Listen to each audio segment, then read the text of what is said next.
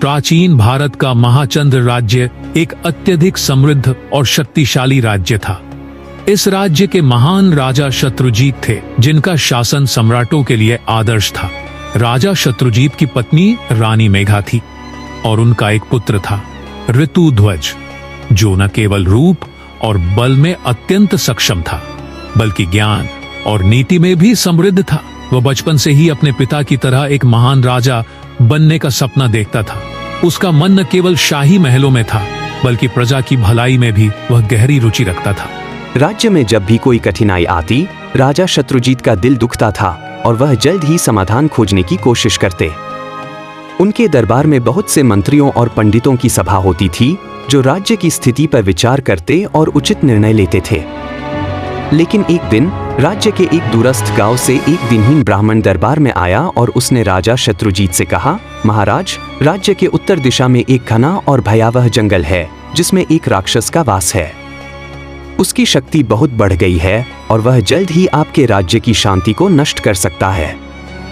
राजा शत्रुजीत ने इस बात को गंभीरता से लिया और अपने पुत्र ऋतुध्वज से कहा, बेटा, हमें इस राक्षस को हराना होगा ताकि हमारे राज्य में शांति बनी रहे। ऋतुध्वज ने पिता की आज्ञा स्वीकार की और अपने साहसिक यात्रा की तैयारी करने लगा। वह अपनी तलवार, ढाल और अन्य अस्त्रबलों से सुसज्जित होकर जंगल की ओर चल पड़ा। मार्ग में उसे कठिनाइयों का सामना करना पड़ा। ऊंचे ऊंचे पहाड़, घने जंगल और भटकते हुए राक्षसों के दल उसे रोकने के लिए तैयार थे। एक दिन जब वह जंगल के बीचों बीच पहुंचा, उसे एक रहस्यमय आवाज सुनाई दी। यह आवाज बहुत शक्तिशाली थी और वह जानता था कि वह आवाज उसी राक्षस की है। राक्षस ने उसे एक चाल में फंसाने के लिए तंत्र मंत्र का प्रयोग किया था, लेकिन ऋतुध्वज ने अपनी बुद्धिमानी और साहस से राक्षस की चाल को विफल कर दिया। लेकिन राक्षस ने हार मानने के बजाय अपनी पूरी शक्ति से ऋतुध्वज पर हमला किया। यह युद्ध बहुत ही भयंकर था। राक्षस के पास कालकूट जैसा जहर था और उसने ऋतुध्वज को हराने के लिए अपनी पूरी शक्ति का उपयोग किया। लेकिन ऋतुध्वज ने अपनी वीरता और निष्ठा से राक्षस को हराया और उसे राज्य से बाहर निकाल दिया। ऋतुध्वज की वीरता को देखकर राजा शत्रुजीत ने उसे राज्य का उत्तराधिकारी घोषित किया। लेकिन यह केवल एक शुरुआत थी।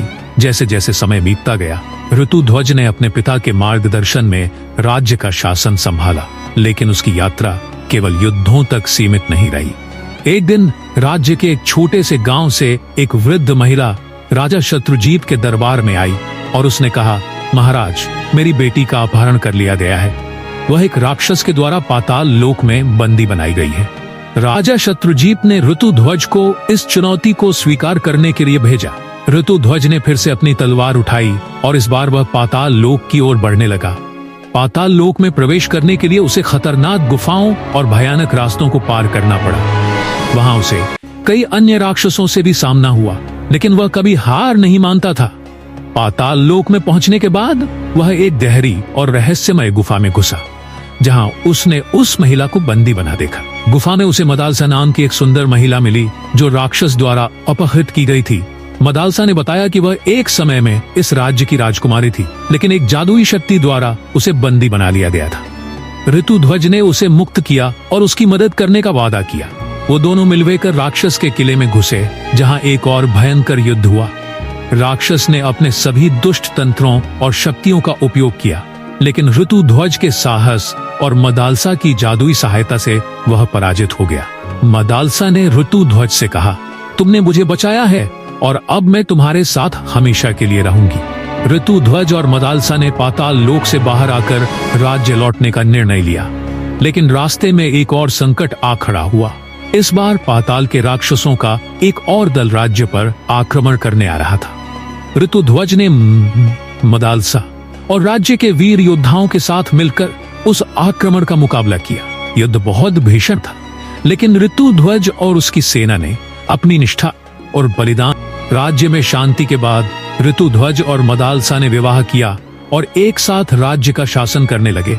उनके 4 पुत्र हुए, जिन्होंने उनके कदमों पर चलते हुए राज्य को समृद्धि की ओर अग्रसर किया। उनके शासकीय निर्णय, युद्ध कौशल और न्यायपूर्ण शासन ने राज्य को चारों दिशाओं में आदर्श बना दिया। समय के साथ ऋतुध्वज और मदालसा की कहानी राज्य भर में प्रसिद्ध हो गई। लोग उन्हें अपने आदर्श शासक मानते थे, जिन्होंने न केवल युद्ध में बल्कि धर्म और नीति में भी सर्वोच्च उदाहरण प्रस्तुत किया। उनके शासन के दौरान महाचंद्र राज्य ने समृद्धि की नई ऊंचाइयों को छुआ।